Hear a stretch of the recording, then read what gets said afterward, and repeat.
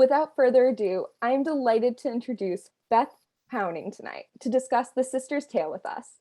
Beth will be in conversation with Annie Philbrick, owner of Bank Square Books and Savoy Bookshop and Cafe. Beth's previous books include the best-selling novels, The Hatbox Letters, The Sea Captain's Wife, and most recently, A Measure of Light, a Globe and Mail Best Book and winner of inaugural New Brunswick Book Award for Fiction. Her works of memoir include Seeds of Another Summer, Finding the Spirit of Home and Nature, Shadow Child, An Apprentice in Love and Loss, and Edge of Seasons, A Midlife Year. In 2010, Beth was awarded New Brunswick's Lieutenant Governor's Award for High Achievement in English Language Literary Arts. She lives on a 300-acre farm near Sussex, New Brunswick, with her husband and renowned sculptor, Peter Powning. Annie Philbrick is the owner of Bank Square Books and Savoy Bookshop Cafe. She brought Bank Square Books in 2006 and Savoy opened in 2016. She has been a fiction judge for the Kirkus Awards, National Book Awards, as well as board director of the Book Industry Charitable Foundation. Annie was a board member of American Bestseller Association for 6 years and president of the New England Independent Book Association. Her most loved genre of reading is fiction, but she does delve into narrative nonfiction and memoir in between novels. Beth and Annie will speak for about 25-30 minutes, and we'll open it up to your questions that have been submitted through the Q&A button.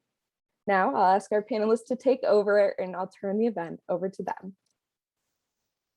Thanks, Kaylee. Thanks, Kaylee. Yeah, so Beth, welcome. Here we are. Well, it's so nice to see you again. You too. When did we saw each other? What was like 10 years ago or something like that in Mystic? I think it was 2011-ish, and I was promoting The Sea Captain's Wife. Yeah, no, I remember that.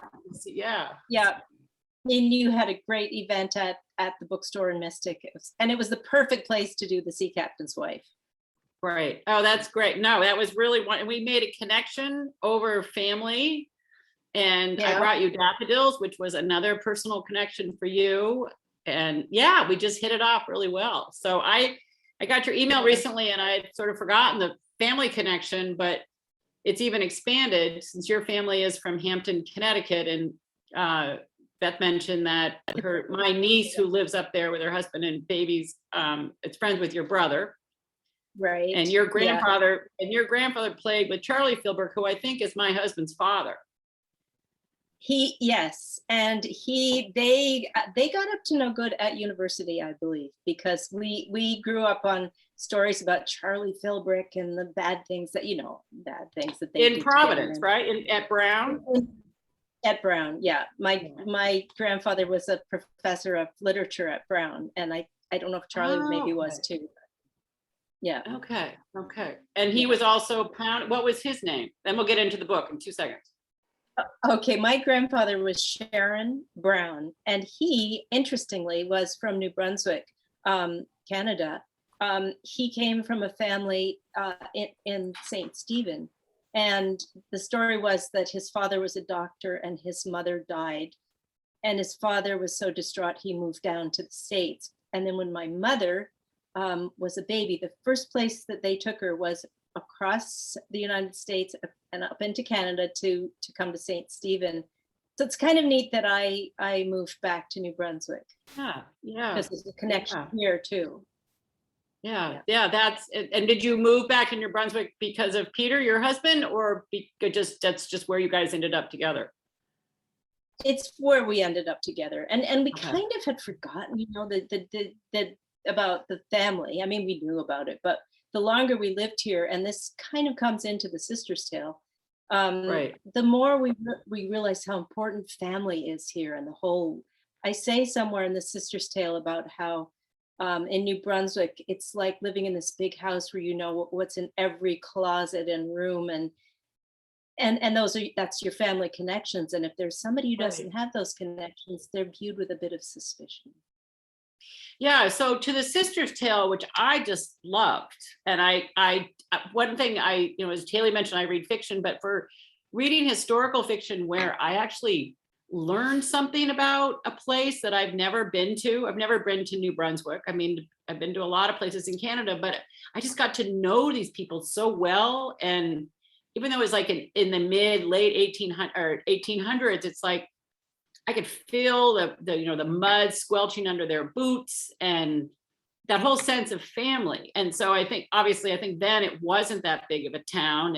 And how many people approximately live in New Brunswick now? I mean, is it like a small city, or is that, Yeah, roughly? I mean, it's a province the size of Maine, I suppose. Right. And I don't know what the population is, but it's very small. That's all right. That's all right. It's small. So in writing your book, I mean, I was really curious because also at the back of your book, you list all these sort of references and the afterword, which I actually read because I was fascinated about how you came upon your research,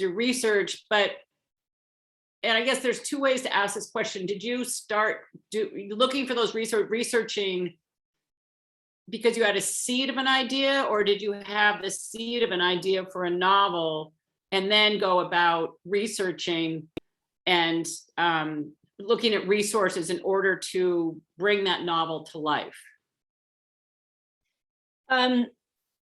It's very hard to answer this question, but I will do my best because it's a very odd process when you start writing a book, as I'm sure you know, but I just say that I had just written A Measure of Light, which took an enormous amount of research. It was like writing a PhD thesis because it took place in the 1700s and I knew really nothing. And anyway, I was trying to avoid doing a lot of research. So I thought, but there was always a kind of a strong theme of a lost girl. And I had a lost girl and she was in time present, but almost immediately she finds a newspaper article about a pauper's auction, and the past came into that first draft, and it stayed in the second draft, and then finally in the third draft my agent said, Beth, it's got to be entirely in the past because that's what's much more interesting. And so then I took a deep breath and thought, okay, I will spend this entire summer doing research. So I had seed of the story, which was the pauper auction. And the pauper auction is real and did take place in this town. And anybody who lives here knows about it. And so I started researching.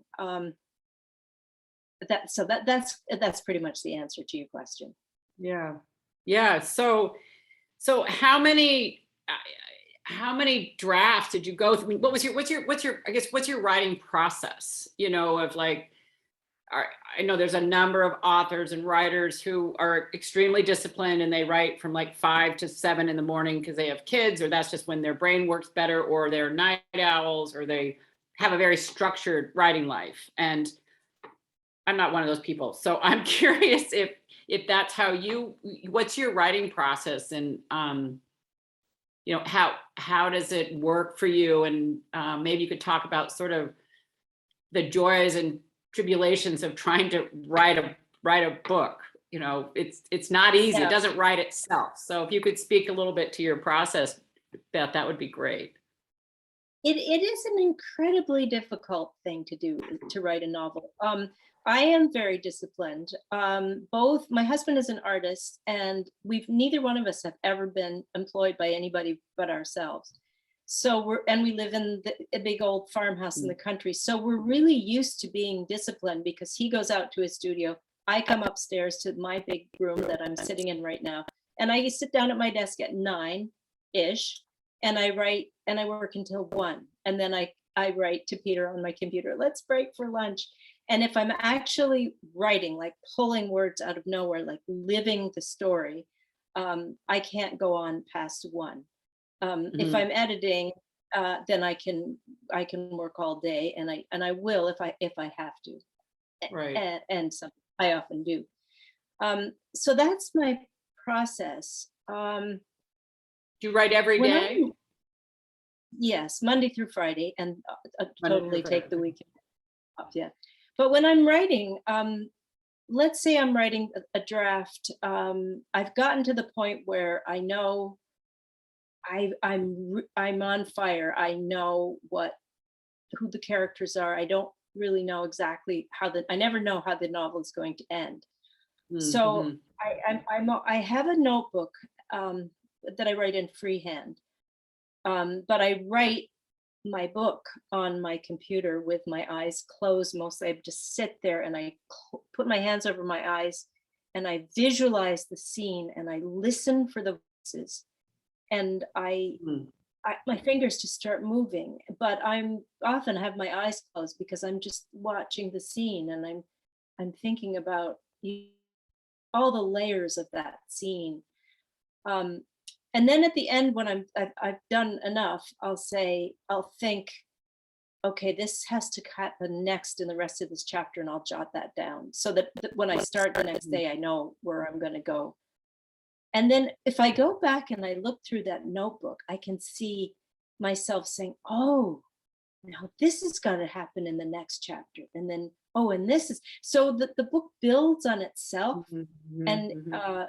Annie Dillard once said, it's really scary if you take the wrong path. And sometimes you've got to back down that path and Mhm. think, no, no, no, no, that was the wrong path. Because then there's going to be a branch and a branch and a branch. So I'm Right. really careful about not going too far and think, yeah. So that's how I work. It's You a know, combination of, yeah. yeah, it's interesting, the story of you sitting there with your eyes closed, visualizing the scene. We had Geraldine Brooks came, and it was when her kids were little, and she has an office that's up on the third floor or something in her house on the vineyard, and her little sons came up one time. She was just sitting there, with her Yeah. eye, and they're like, you're not working. And she's like, yes, I am working. I'm listening to the voices. I mean, I'm doing this scene. And there's another story that Tia Obrecht, the Tiger's wife, had been working on this, the Tiger's wife, and she got in an elevator at her apartment in New York or wherever she lived. And this person's in the elevator with her and is looking at her like she's gone to a mental hospital. I mean, and so apparently she was talking to herself this whole scene that she was trying to work on, and she didn't realize that she was talking out loud to herself trying to figure out the scene. It was pretty, anyway. So tell us a little bit about the Sister's Tale and the story. I mean, you mentioned the pauper auction, but if you could sort of summarize a little bit of what the book is about for people who haven't read it yet, would be great. Well, it starts out with it's a woman who's a sea captain's wife, and she's really quite well to do, and her husband's off at sea, and her old friend, who is the overseer of the poor, comes and says, would you help me out? There's a girl going up for auction, and I need somebody to come. She shouldn't be there. And he says, she's very beautiful and she's 15.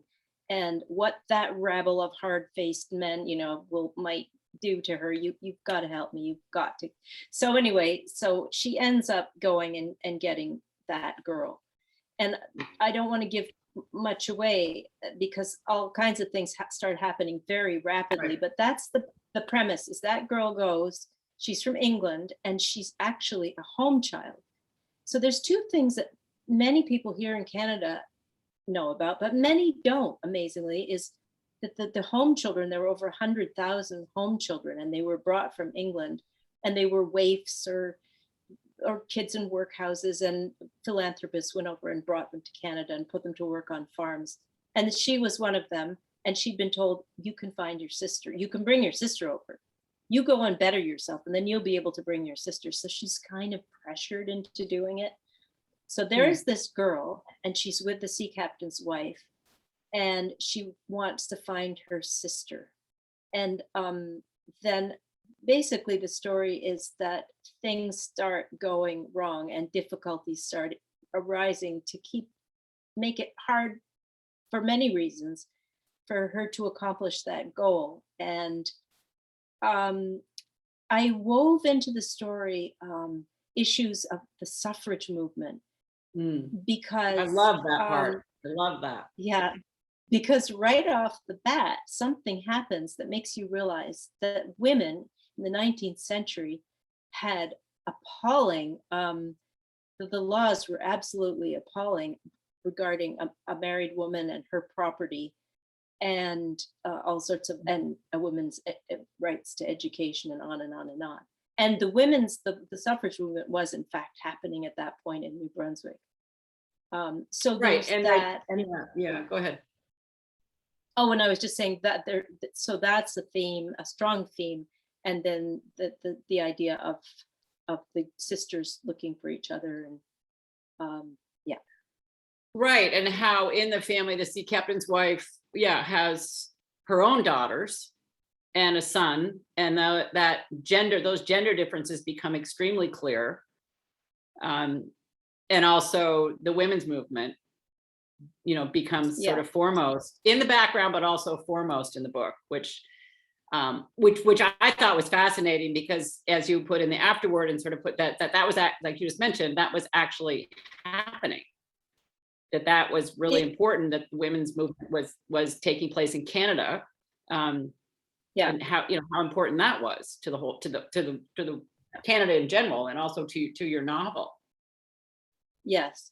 And I think what was interesting was there was I can't say enough about archivists, people, the people who work in the archives. There's the Provincial Archives of New Brunswick and the New Brunswick Museum and various other sources. And one of them gave me a master's degree thesis written by a woman at the University of Maine some time ago about the women's suffrage movement in Maine and New Brunswick in exactly this period. And it was, somebody else had done this intensely detailed study of exactly what the women were doing, and how many there were and where they went and all that kind of stuff. So the research is, for me, it's a matter of pouring through this stuff that seems incredibly statistical and dry. And the whole time I'm reading it, I'm thinking, yes, but my story, like, how is this? The story is alive. The story is visceral and exciting and alive.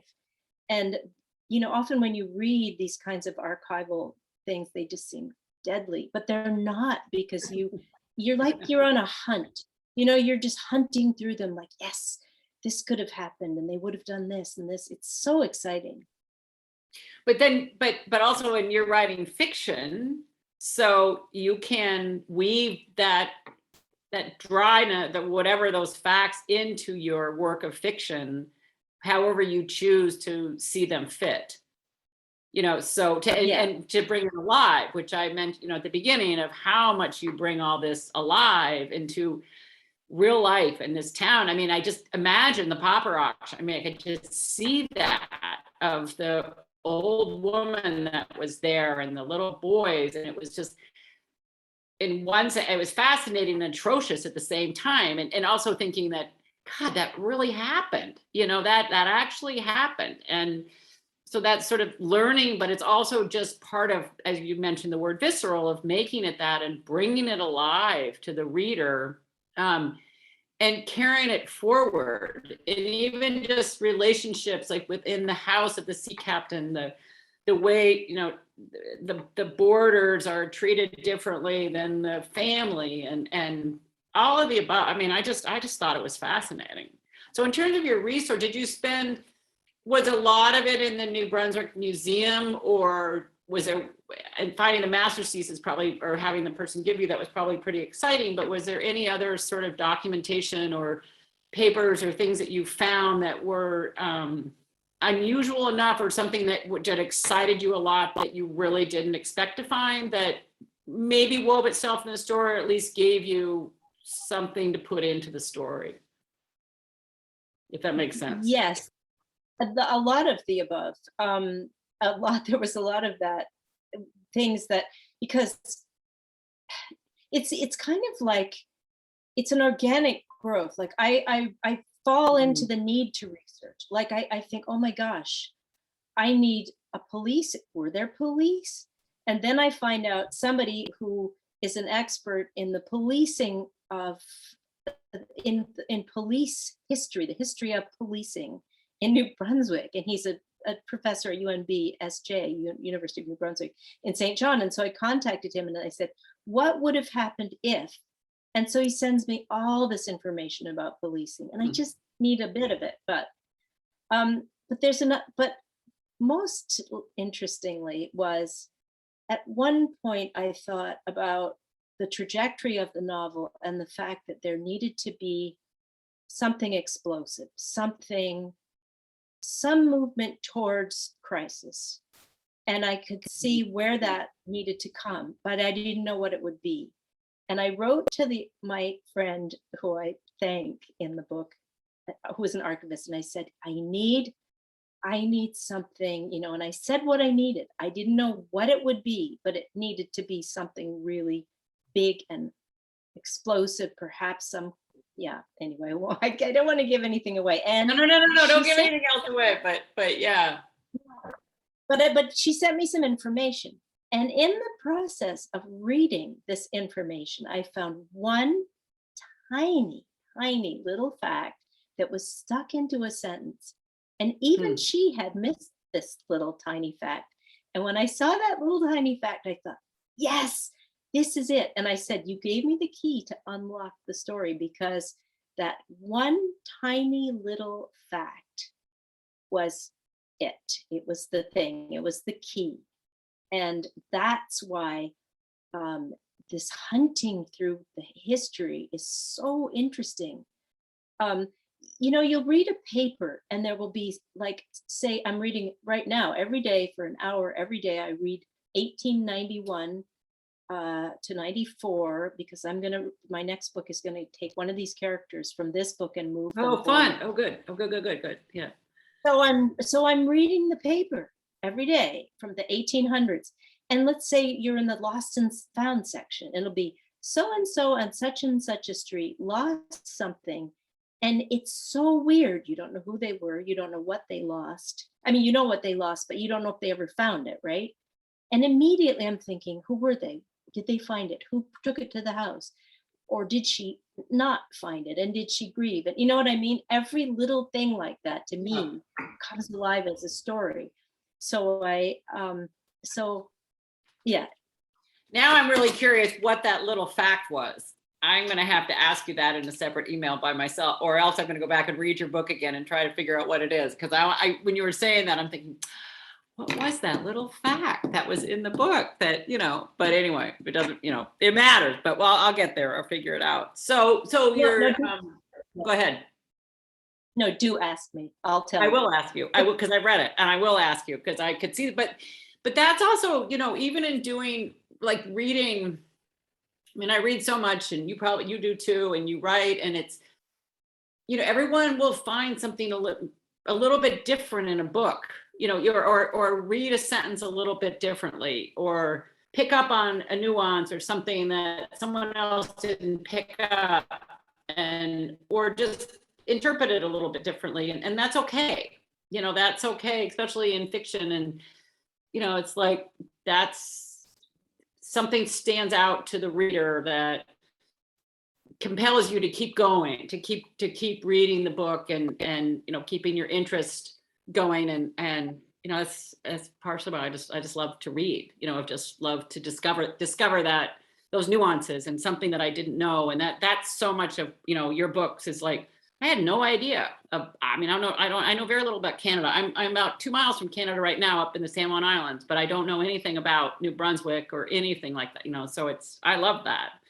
So your next book it's taking one of the characters from the Sister's Tale, but in a little bit later period. That's, I wonder who that is. I wonder. So I can tell you. Okay. Well, it may very well change, but it's going to be Lucy. I was wondering that. That's great. Because at the very end of the book, Carrie has said that she's going to pay for her to go to Wellesley, and she's going to go there, and that's all I know. But so I'm reading about Wellesley. I'm reading about. I'm thinking about what more was happening in New Brunswick at this time period. And the thing is, there wasn't anything huge happening, but there's all the texture of the time. And for example, I read this tiny little article that said very dryly that this particular tool had been found that could replace the work of, 10 workers just with this one machine. And wasn't that marvelous? And I'm thinking, okay, that's a big clue about what was happening in Yeah. these shoe factories. And those are the little things, but nobody's digested them, nobody's collated. They're just these little raw facts. And you see them the way people in that time period would have seen them. Right. They have no context. It's just, oh, isn't this exciting? There's a new machine coming in to make shoes and put 10 people out of work. And Right. So what does that mean down the road? What does that mean for time? Yeah. what does it mean? Yeah. And Lucy had just been working in a cotton mill. And remember the little doffers with the little girls, and they would run after, and she Yes. liked those little girls, and clearly she's got the makings to be a leader. And I think she's a very absolutely. That woman has, Yeah. she's got a lot going for her. I like, she's one of my favorites with Flora too, but Yeah. I just loved her. She was like, yes, Yeah. you go. I mean, yeah, you do that. You tell your brother that. You tell him he can't do that. I know. Oh my God. Do you know I can't say it because people have We'll have our own separate Zoom some other time, just the two of us. But I had somebody, yeah. Go ahead. But anyway, so I just one somebody- question that we're gonna move. But how long did the pauper auctions go on? Do you know that? Yeah, they went on until the 1890s ish, and Okay. they right at that point they were talking about, we need an almshouse, and then they did finally get an almshouse, and they stopped. Yeah. Okay, that all makes sense.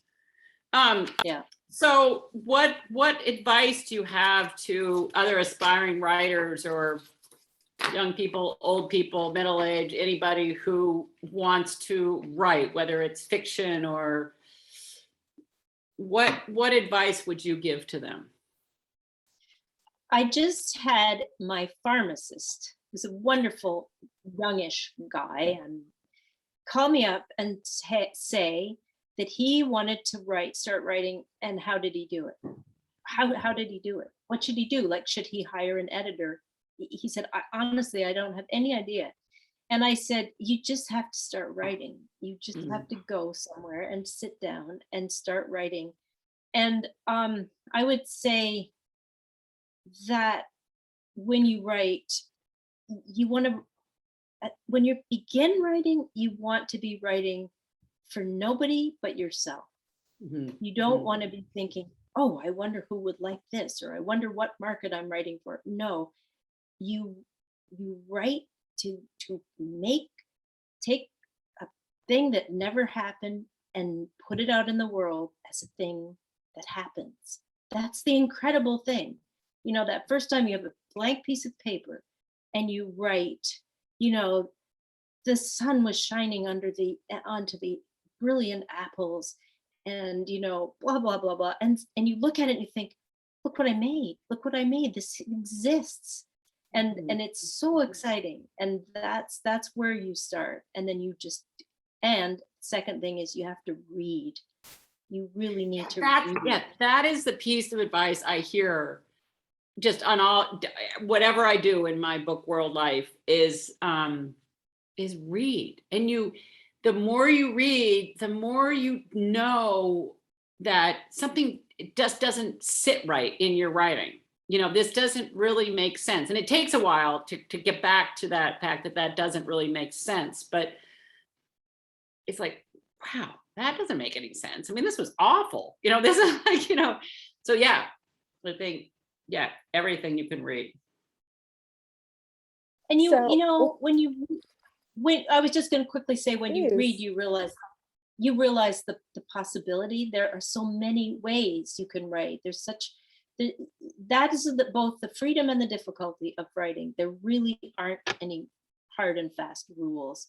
Right. The only rule I think is to be truthful, to yourself, and to your readers. But I mean, you can, other than that, it's wide open.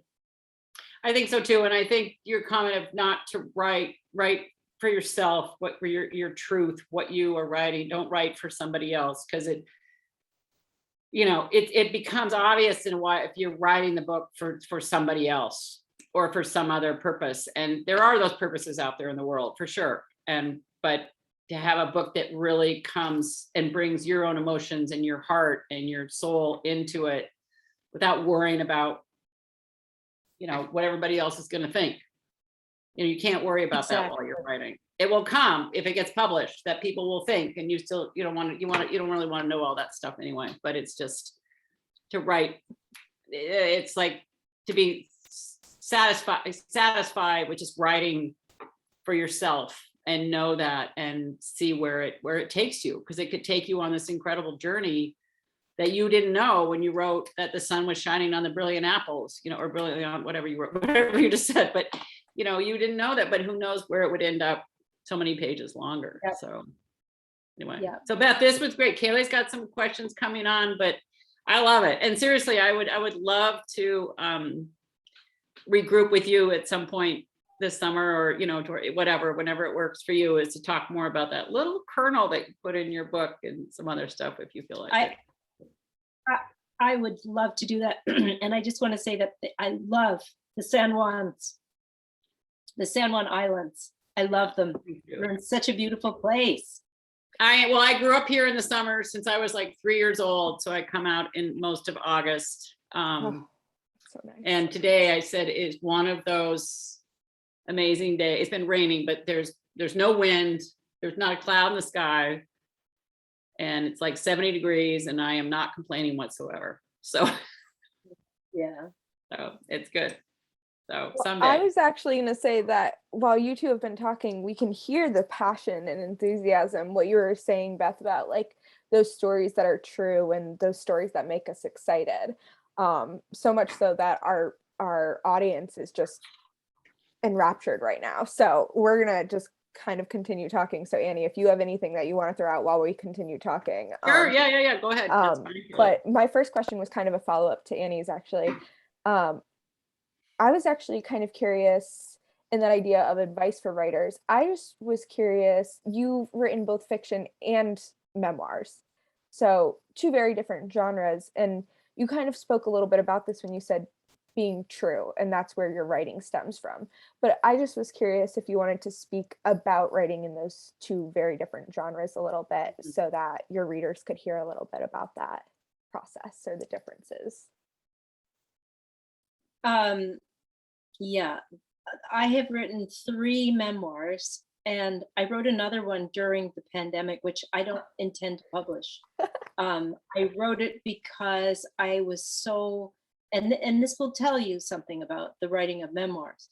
I was so upset and scared and anxious that I needed to come to my desk and write about my beloved grandparents. And I didn't want to write anything painful. I just wanted to write the child's vision of safety and comfort and love. And I wrote that. And there it is. Now, the caveat is that really powerful memoirs do more than that. And, there are some extraordinary memoirs like Cider for Rosie that to me is like this beautiful portrait of a time in England. And it doesn't seem to contain those depths of pain, but it probably does. And I don't even realize it. The caveat is that the memoir of all forms has to be extremely honest. Mm-hmm. And you have to face things you don't want to face. And that's why you're writing the memoir, because you are teaching yourself, you're finding out stuff that you need to know to be a whole and to maybe to heal yourself. And that's why we love to read memoirs, because they're usually about what it was like when my husband died, what it was like when I had cancer, I'm hungry for those things, because it's like sitting down with somebody who looks you right in the eye and says, I'm going to tell you my story. Mm-hmm. And this is what it was like. And then you're able to say, but what did you really feel? And they say, well, I really felt this. Mm-hmm. And, so it's very different from writing fiction. It's funny. In some ways, it's easier for me because I don't have to make up characters. I just have to be true to my memory. Memory's the writer's tool, the writer's biggest tool. Mm. I'm going to teach a workshop on memoir soon, and I'm kind of going through this in my head. And well, maybe I've said enough because I'm sure there are other questions. No, that's amazing. Thank you for sharing Yeah, about I mean, that. one of the comments, people get about memoirs that I hear all the time is like, you just got to dig deeper. Just dig deeper. This is not what you told me. Mhm. And it's easier to tell it orally than to get it written down. And so a lot of times people are like, this is not what you go back and try again, because this isn't what you told me. So yeah. And maybe I missed this. My notes page looks like a big old mess. I was writing so many great things down and so many lines down. You talked a little bit about process in the beginning. So correct me if I'm wrong. Did we talk about writing space, like the actual visual space at all? I'm always so curious what a writer's space looks like, if you move around, if you work in a certain area, what you like to surround yourself with. I'm just so curious about that part of a specific process. I don't know if other readers are. I hope other audience members and listeners are, but I just think it's so fascinating to hear about what a writer likes to set themselves up with or surround themselves with. Well, I'm sitting at my writing desk right now, so you can kind of see behind me. But we live in a big old farmhouse, and I took the great big room that's over the kitchen, and to get into this room, this is a tiny little door that I'm very short, but even I have to duck to go through this door. It's because of the way the roofs meet. So it's kind of like I have Virginia Woolf up there, the poster, but a room of one's own. And it is very much a room of my own. It's separate from the rest of the house.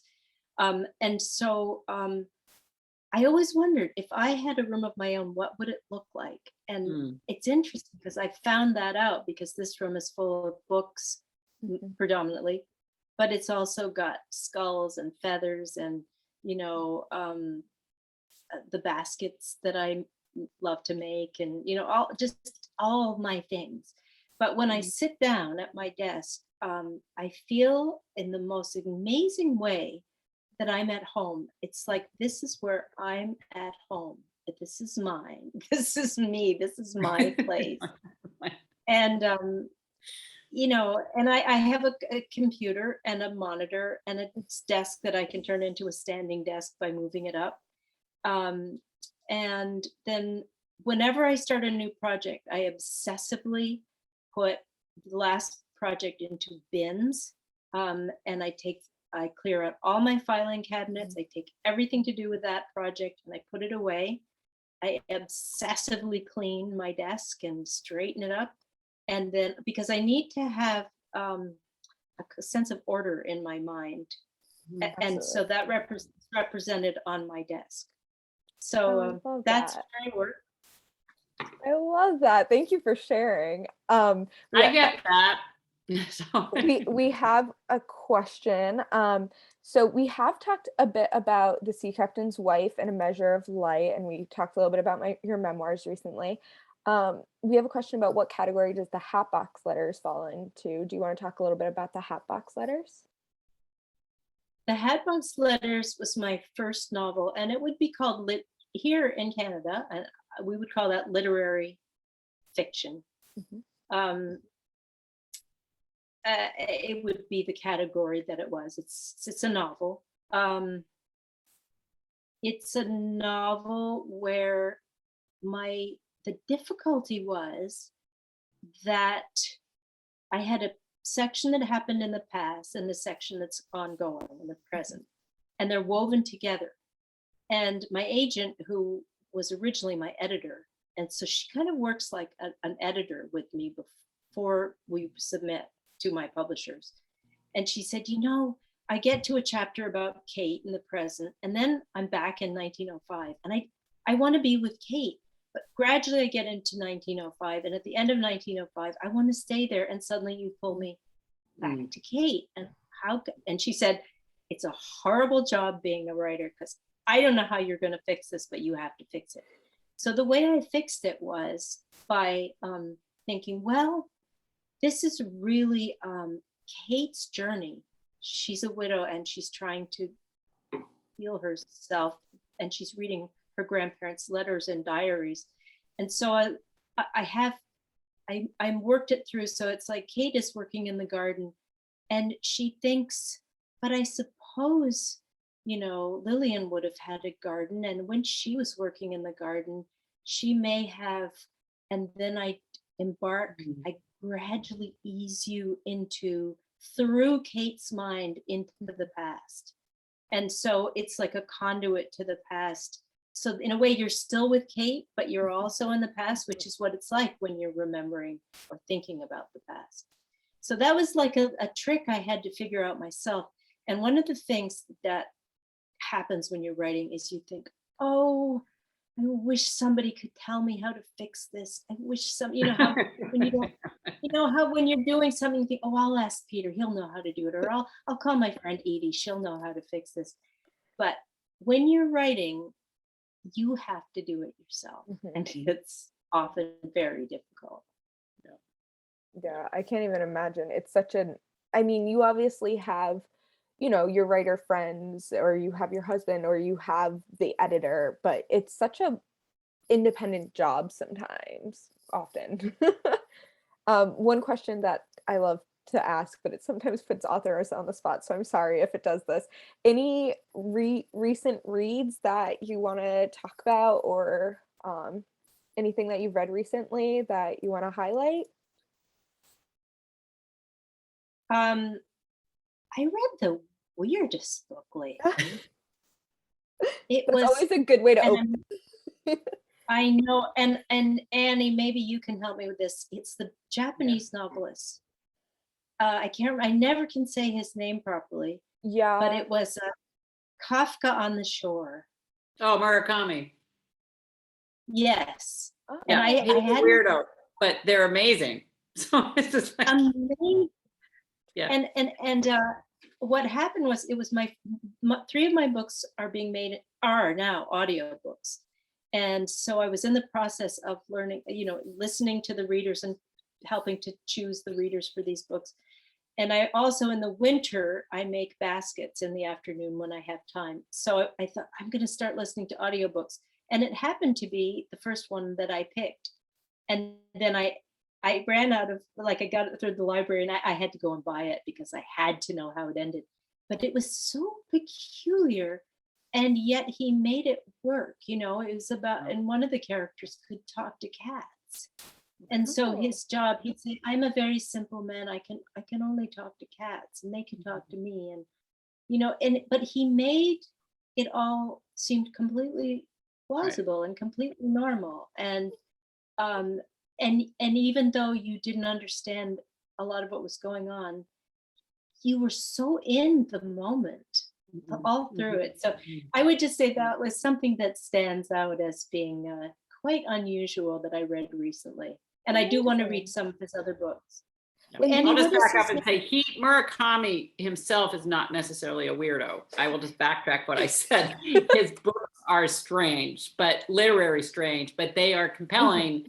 And Beth, read some of his other ones. Some are much shorter and they're fascinating. And did you say that 3 of your books are now audiobooks? Yes. So if we have some audiobook listeners. The Hatbox Letters, The Sea Captain's Wife, and the Sister's Tale. And what's so interesting was they would write to me and say that they needed to know, for example, what if the characters from England or Ireland, what part were they from? So I said, okay, well, Ellen was from Cork, and Flora was probably from around the Cotswolds area of England, and because I know there's so many different variations on the way English is spoken and the accents, those readers have to do so many accents, particularly in The Sister's Tale, because you not only did you have a girl who came from England, but I say that she's getting more Canadian. Her voice is broadening, right, as she lives there. Those kinds of things. It's so cool to think of being a reader. It's difficult. Well, they're also growing up. I remember listening to one audiobook where I don't recall what it was, but it started out as a young girl, and then she was a young woman, and then an adult woman, but the voice never changed.